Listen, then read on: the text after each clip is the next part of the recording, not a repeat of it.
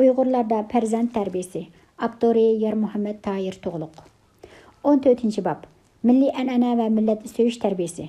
Bir millet özünün tarixini yo'qotsa, madaniyat tarixini yo'qotsa, an'anasini unutsa, itoatman qulga, itoatman mashina odamga aylanib qoladi. Chingiz Aytmatov. An'ana tərbiyəsi və milletni söyüş tərbiyəsi vafodorlik tərbiyəsinin ən mühim bir gavdisi. Şuna farzandlarga berilgan vafodorlik tərbiyəsinin mühim məzmununu an'anani söyüş və milletni söyüş tərbiyəsi egilishi lazım. Farzandlarning o'zini tushunishi, o'zini söyüşi, o'ziga bo'lgan talabchanlik ro'yini oshirishda bu tarbiyaning roli intayin muhim. Chunki o'zining an'anasini va millatini tushunmagan odam hargizmi o'zini tushunmaydi. Birinchi, milliy an'ana tarbiyasi. Yaxshi an'anadan voz kechsang, yomon taqdirning qo'liga tutulasan. Tafakkurimdan tamchilardim.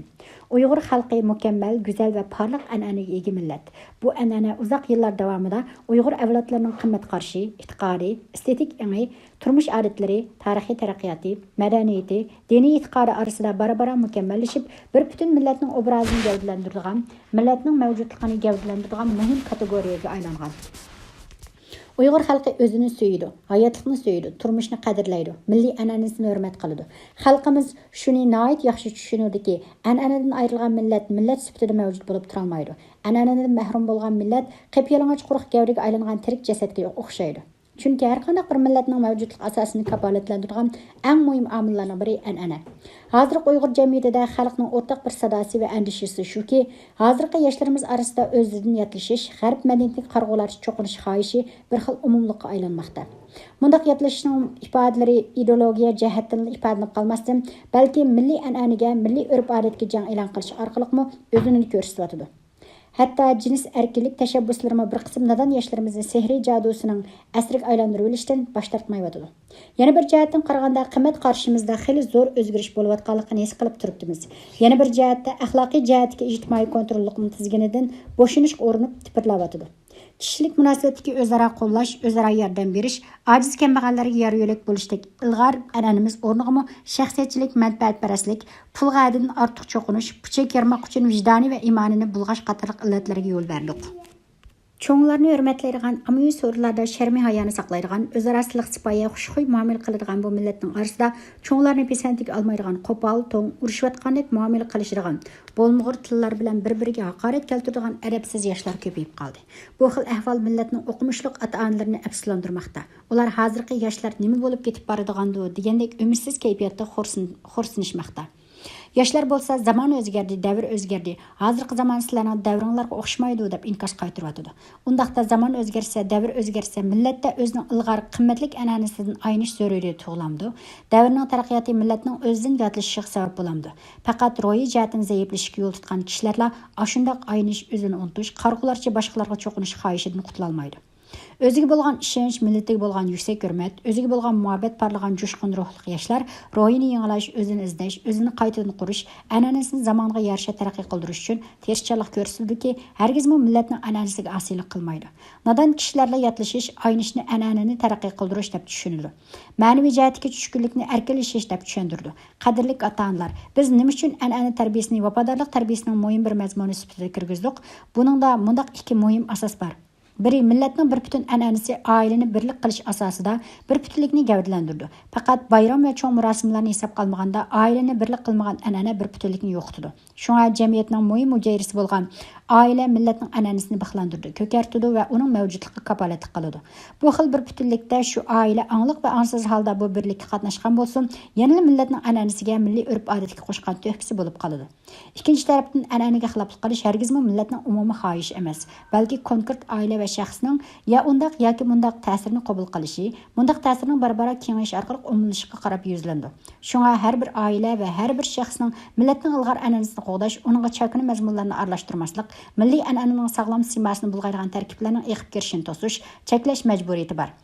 Bundaq majburiyatning muhim bir tarafi farzandlarni ilg'or milliy an'ana bilan tarbiyalash jihati ifodalansa, yana bir tarafdan farzandlarning o'zidan yotishishini cheklash, ularga nasihat qilish orqali ifodalandi. Bu jihatda ota-onalar ulgu bo'lish orqali ta'sir ko'rsatishi, qarg'ularcha burundan chulik o'tkazib olib yetaklamaslik kerak. Әнәне мәселесінде ата-аналарның başlamçılıq roli nəhayət mühim. Uyğur pərzəntləri ata-anasını qədirləyir, ailəsini söyür. Pərzəntlərinin qəlbidəki ata-analar obrazını heç qanaq basalmaydı.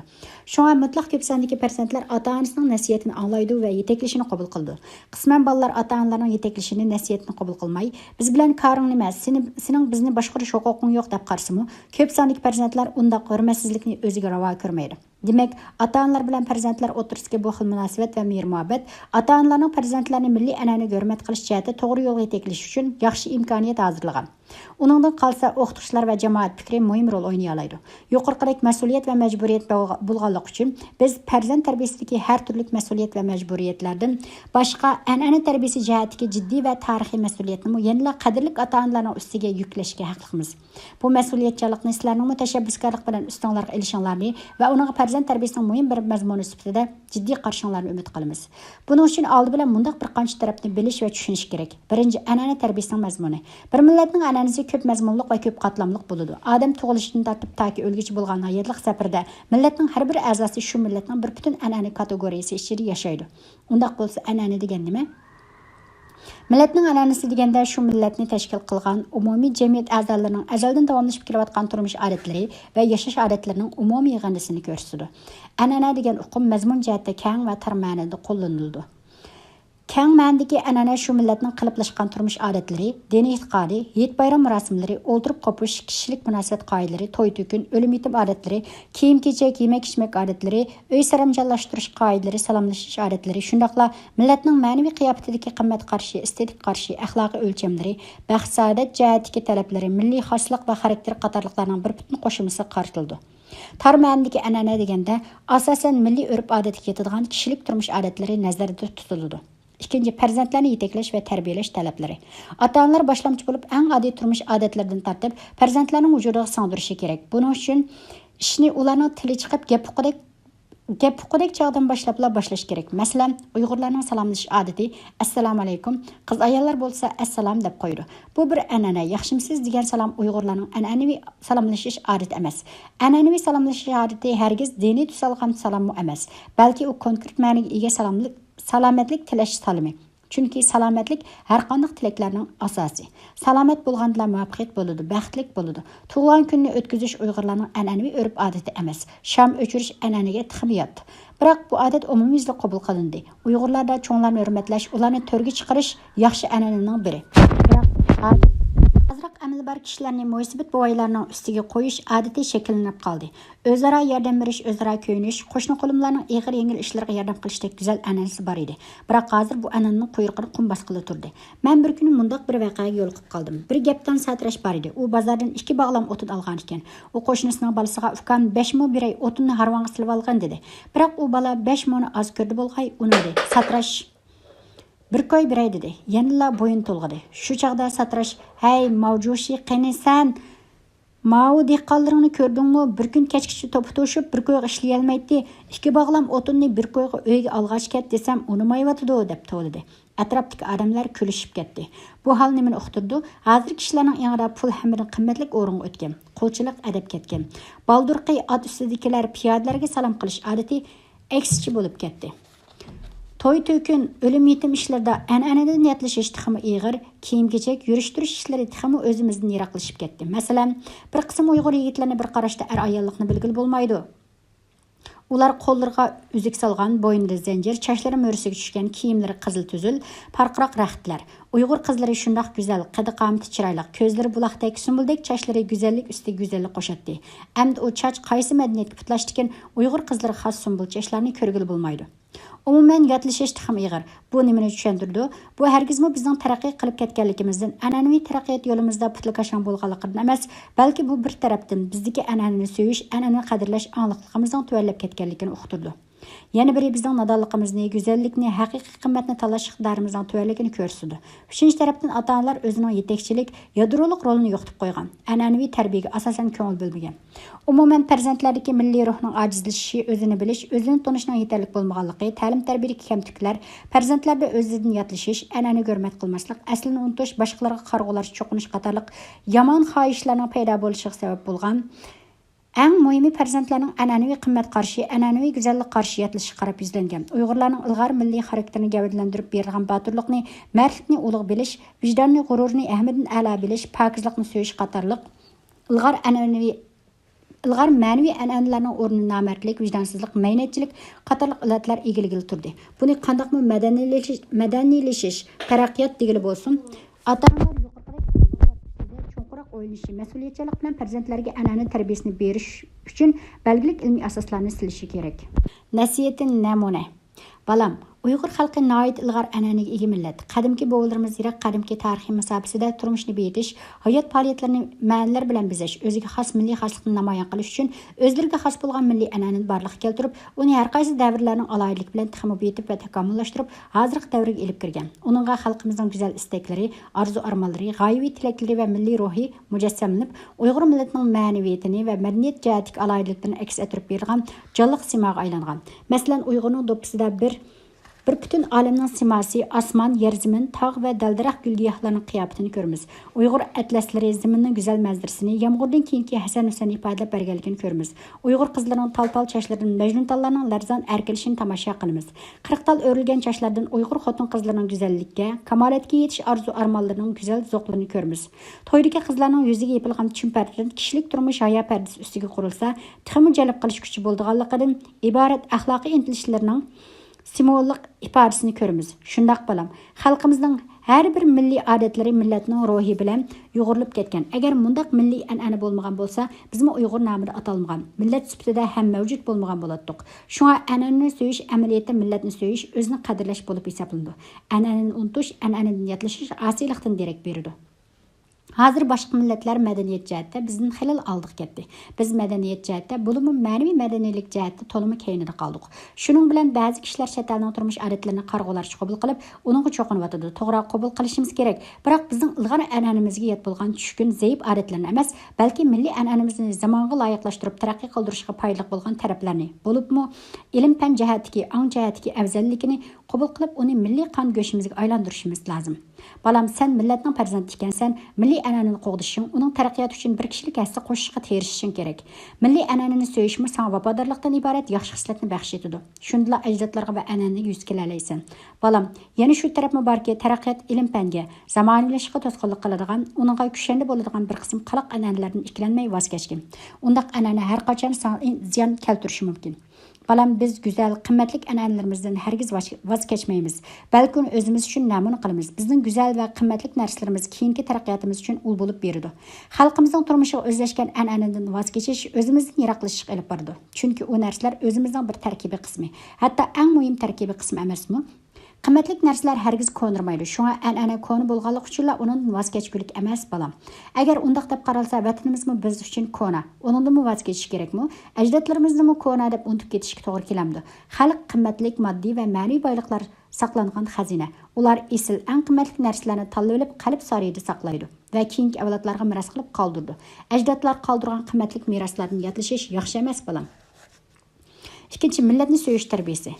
Manfaatlar birligi bo'lmagan joyda harakat birligi bu yoqda tursin, maqsad birligining bo'lishi mumkin emas. Ingliz. Oldingi bobda farzand tarbiyasidagi algi vafodor bo'lish xususida qanday tarbiyalash to'g'risida to'xtalgan edik. Millatni so'yish tarbiyasini atrofliq olib berishmi vafodorlik tarbiyasining muhim tarkibiy qismi. Vatan al cho'qim uqum.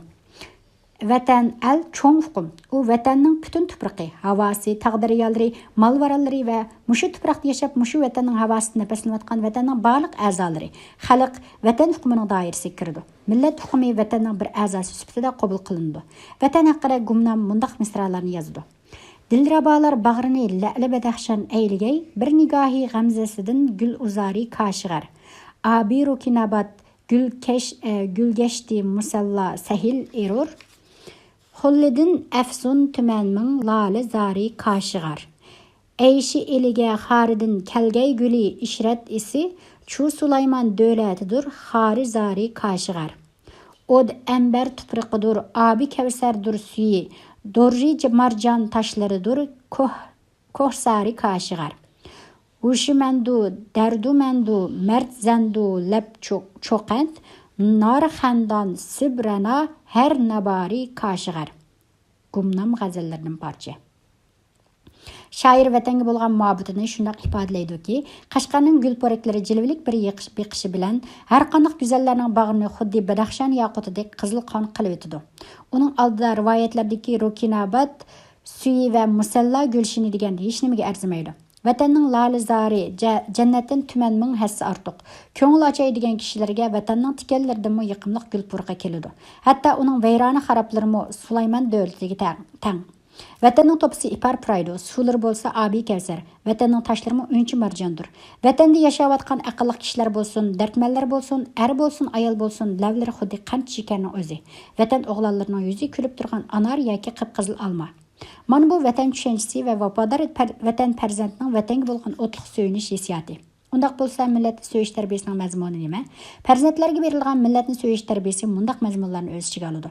Millatning taraqqiyotiga, gullanishiga va istiqboliga ko'ngil bo'ladigan, millatning taqdiri bilan o'zining taqdirini bir deb qaraydigan, millatning madaniyatlik, yuqori sapoliq taraqqiy qilgan millatlar qatoridan o'rin olish uchun kurash qiladigan, millatning ar-nomusini o'zining ar-nomusi, millatning shon-sharafini o'zining shon-sharafi deb biladigan, millatning an'anasiga hurmat qiladigan, millatning o'tmishidan xabardor, hozirgi ahvoli bilan tonish, kelgusiga umid va ishonch bilan qaraydigan so'yimlik vafodor farzandlarning jamiyatga chiqishini talab qiladi. Ata-onalar ta'lim-tarbiyaning yuqorqi talablarini o'rinlash uchun qanday majburiyatlarni o'rnashi lozim? Birinchi, ata-onalardan madaniyat safosi jihatda millatni tushunadigan, millatning madaniyat an'analarini biladigan, millatning madaniyat tarixini belgilik darajada xabardor bo'lgan, iqtidorni yetildirish talab qilindi. O'z millatini to'liq tushunmagan ata-onaning hargizmi farzandlarga millatni so'yish tarbiyasi ilib berishga shart qo'shmaydi. Ikkinchi, farzandlar ata-onalarning harakati, tili va dilidan millatni so'yadiganligi, millatga ko'ngil bo'ladiganligidan iborat vafodorlikning ifodalarini ko'rib cho'ng bo'lsin. Uchinchi, farzandlarni mumkin bo'lsa Uyg'ur millatining shonliq ham qon yoshliq tarixini tushunish fursatiga ega qilish kerak. Farzandlar Uyg'ur xalqining shonliq madaniyat tarixida yaratgan ulug'vor madaniyat utuqlari, insoniyat madaniyat xazinasiga qo'shgan o'chmas tuhfalar to'g'risida belgilik tushunchaga ega bo'lsin. Uyg'urlarning arsidan chiqqan, dunyoviy shuhratga ega bo'lgan mashhur arboblarni va ularning jafoliq ajri badali kelgan madaniyat utuqlaridan vaqif bo'lsin. U sarkardalarning qimmatli tuhfasi Uyg'ur millatini dunyoga tanitishga qanchalik hissa qo'shadiganligini his qilsin. To'rtinchi, hozirgi sotsialistik Jumhuriyatdagi 56 millatning biri sifatida Uyg'ur millatining tutgan o'rni, madaniyat jihatdagi taraqqiyot ahvoli, milliy saposlashtirmasida qanday o'rin tutayotganligidan vaqif bo'lsin. 5. Farzandlar o'zining millatning bir a'zosi bo'lish sifati bilan millatning taraqqiyoti va gullanishi uchun bir kishilik hissa qo'shish majburiyatining borligi haqida o'ylaydigan va ishlashga tuhfa qo'shiq jur'at qila oladigan bo'lsin. Nasihatin namuna. Balam, sen o'zingning kimligini bilamsan, Uyg'ur millati haqida nimalarni bilsan, millatni qanchalik tushunsan, qanchalik suysan balam. Biz Uyg'ur nomi bilan tanilib ketgan millatning 21-asr bo'sog'isidagi avlodlari. Uyg'ur xalqi qahramon, aqlli va madaniyatlik millat. Uyg'urlar necha ming yillik uzoq tarixiy musofada beshidan nurg'ulg'an ochiq saboqlarni o'tkazib, yashash uchun botirlarcha kurash qilib, o'zining milliy bir butunligini va milliy madaniyat an'anasini izchil davomlashtirib keldi. Uyg'ur degan bu shuhratli nomning siyosiy va madaniyat sahnasida tanilishga boshlag'ili 2000 yildan oshdi. Bu jarayonda ular O'rta Osiyodan iborat muqaddas munbat tuproqda aql parasini joriy qildirib, ijodkorlik ruhini urg'itib, taraqqiyparvarlik xislatini joriy qildirib keldi. Ular bu zaminning gullanishi va obodligi uchun o'chmas tuhfalarni qo'shdi. Shunga Uyg'urlar aql parasatlik, madaniyatlik, qahramon, botir xalq deb sifatlanib kelgan. Uyg'urlardan Oğuz xalqandek bahodir sarkardalar, Senqu Sali tutunga o'xshash tanrisiz Budda olimlari va tarjimonlari, Mahmud Qashqaridek ulug' tilshunos olimlar, Yusuf Hasojibdek olim, davlat arboblari, Alisher Navoiydek adabiyot va madaniyat podshohlari, Amonisa Xondek san'atkor va shoir xonishlar, Nuzgumdek vijdonli qahramon qizlar, yana shuningdek o'xshash bo'lgan tuhfakor qiz o'g'lonlar bu zamonga to'rilib insoniy qadr-qimmatini namoyon qilib ketishgan balam. Uyg'ur millati buningdan necha ming yillar muqaddam noit yuqori madaniyat bosqichiga kirgan. Taxminan 4000 yil burun dafn qilingan kirorang guzili bilan birga ko'milgan oxiratlik buyumlar ichidagi qatliq garmon ishtam, naqshlik xurum o'tuk, sipti to'qilgan gilamlar dunyo madaniyat tarixidagi mo'jiza deb qaraldi. Keyingi davrlarga kelganda ajdodlarimiz kiyim-kechak, yemak-ichmak va urf-odat jihati tan qoldirarliq yangiliklarni barliqqa keltirib, insonlarning kiyim-kechak, yemak-ichmak madaniyati uchun tuhfalar qo'shgan edi. Masalan, qadimgi davrlarda kiyimga dazmol silib kiyish, oyoqqa petak silib kiyish, bag'irdoq taqash qatorliqlarga o'xshash madaniyatda dunyoda oldin qator turgan edi. Uyg'urlar yana milodidan burunli yiziqdan iborat madaniyat mo'jizasini ixtiro qilib, alohida qo'llanishga boshlagan. Uning ustiga qog'oz ishlash, mix matbaa qatorliq madaniyat pishonlarini qo'llanishda dunyoning oldi qatorida turgan edi. Sözləsək bundaq misallar nəhayət köp balam. Balam, biz millatimizdən tamamilə fəxrlənishə haqlıyıq. Biz onun avladı bolğanlığı üçün tamamilə iftixarlıq his qılsaq boludu. Biroq balam, ajdodlarimizning tarixda yaratgan muvaffaqiyatları faqat shularga mansub. U hargizmi bizning natijamiz emas. Hozirgi ilm-fan yüksek darajada taraqqiy qilgan, madaniyat taraqqiy qilgan, zamonaviylashgan dunyoda Uyg'ur xalqi to'liq kayinib turmoqda. Feodallik, qaloq, tushkun an'analar millatni nadonlik asaratiga band qilib kelmoqda. Biz o'zimizni o'rganish, tarbiyalanish fursatini cheklab kelyapmiz. O'g'lim, bizda eshakdan qolsa qulqini kes degan gap bor. Atrofingga nazar sol, izingni tamtirab qaymoqib yurma. Yiroqqa nazar sol, o'rningga qara, davringga qara. Bir davrda bir asrda yashab turib turmushing, tasavvuring, maqsading, g'oyangning qaysi sahroyi kabirlarda qolganligini o'yla. Sen bu davrdoshlaringning oldiga o'tishga, hech bo'lmaganda shular bilan bir safda turishga tirishqin. Balam, millatimiz orasida nurg'un ojizliklar bor. Biroq bu ularning gunohi emas. Balki ular yaxshi tarbiyalanish fursatiga erisha olmagan. Shunga millatning ichki qatlamida bu yurtparastlik, tafriqachilik, manfaatparastlik, tamaxurlik qatorliq xeyli nurg'un illatlar davomli saqlanib turibdi. Yana tixi uchamda ishda yo'q, ismim Marjan bo'vi degandek boshqa millatlarni yaratmaydigan, o'zini cho'ng ko'rgan ahvollar bor balam. O'rtaq manfaatni nazarda tutqin. Hargiz sen u yerlik, men bu yerlik degandek bir-biringlarni chetga qoqadigan ishlarni qilma. O'rtaq manfaatni birinchi o'ringa qo'y. Qaysi yurtlik bo'lsin, hammasi sening qarindoshlaring. Kambag'allar bo'lsin, boylar bo'lsin, olimlar bo'lsin, nadonlar bo'lsin, yaxshisi bo'lsin, yomon qo'yliqlar bo'lsin, hammasi yanada shu Uyg'urg'u, sharafli ishlarni qilgan odam millatga hurmat qilib keladi. Millatga hurmat elib keladi. Eski vijdonga xilof ishlarni qilgan odam millatga haqorat keltirdi. Shunga millatingga mas'ul bo'lishni bil balam. Yaxshilarni qo'lla, yomonlarga yordam berib, yaxshi yo'lga yetaklashga tirishqin.